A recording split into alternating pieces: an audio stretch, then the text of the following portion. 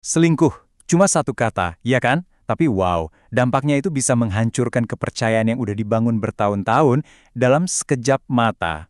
Dan saat itu terjadi, yang seringkali tersisa cuma rasa sakit, amarah, dan kebingungan total. Karena di balik kata itu, ada apa?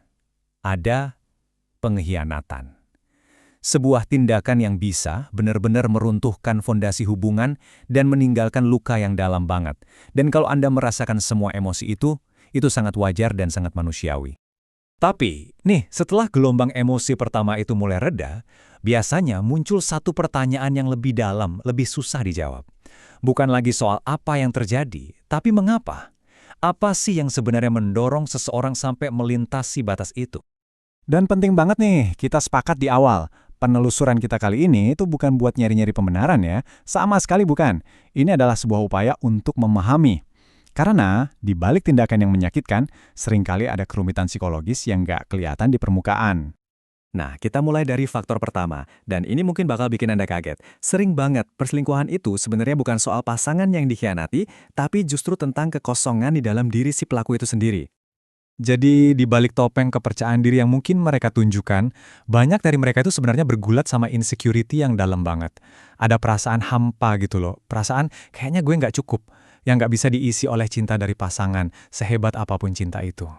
Dan disinilah perselingkuhan jadi semacam jalan pintas yang bahaya banget. Coba deh lihat perbandingannya ini. Validasi itu kan harusnya datang dari dalam diri kita ya, tapi nyarinya dari luar tuh jauh lebih gampang. Perhatian, pujian dari orang baru, itu rasanya kayak suntikan dopamin instan buat ego yang lagi rapuh. Nah, ini dia intinya. Mereka itu sebenarnya nggak lagi nyari cinta baru buat gantiin yang lama. Bukan, mereka itu lagi nyari cermin. Cermin yang bisa mantulin balik citra diri yang mereka pengen banget lihat. Bahwa mereka tuh masih menarik, masih diinginkan, masih cukup. Oke, sekarang kita coba gali lebih dalam lagi yuk ke masa lalu. Karena kadang-kadang akar masalahnya tuh justru ada di sana. Pola hubungan yang kita pelajari waktu kecil itu seringkali jadi cetak biru atau malah jadi sabotase buat hubungan kita pas dewasa. Salah satu pola yang paling nyambung di sini adalah avoidant attachment atau keterikatan menghindar. Gini, buat orang dengan pola ini ada paradoks yang nyakitin banget. Makin dekat seseorang sama dia, makin besar keinginan bawah sadarnya buat lari. Keintiman itu rasanya kayak ancaman. Jadi, bayangin deh pas hubungan mulai anget, mulai dalam, sesuatu yang harusnya indah kan, alarm di dalam diri mereka justru bunyi kenceng banget. Muncul ketakutan yang nggak rasional kalau kedekatan ini ujung-ujungnya bakal nyakitin. Dan logika aneh dari sabotase diri pun akhirnya ngambil alih. Persis kayak yang tertulis di sini. Perselingkuhan jadi kayak tombol darurat buat nyiptain jarak. Ini cara yang tragis banget buat bilang, gue hancurin ini duluan deh, sebelum ini punya kesempatan buat ngancurin gue. Oke, kita udah ngomongin soal hati, soal masa lalu, sekarang kita ngomongin soal otak. Karena ternyata ada loh alasan biologis kenapa selingkuh itu bisa bikin kecanduan. Ini semua soal kimiawi dari sebuah rahasia. Gini cara kerjanya. Hubungan yang stabil itu kan ngasih kita rasa aman, nyaman. Tapi buat sebagian orang, terutama mereka yang suka banget cari sensasi, rasa aman itu bisa berasa ngebosenin. Mereka justru ngidam sensasi dari sesuatu yang terlarang. Dan selingkuh, wah, ini nyediain koktail kimia yang pas banget buat itu. Ada rahasia-rahasiaan, ada risiko ketahuan, ada gairah dari hal baru. Semua ini ngebanjirin otak pakai adrenalin dan dopamin yang nyiptain sensasi high yang luar biasa.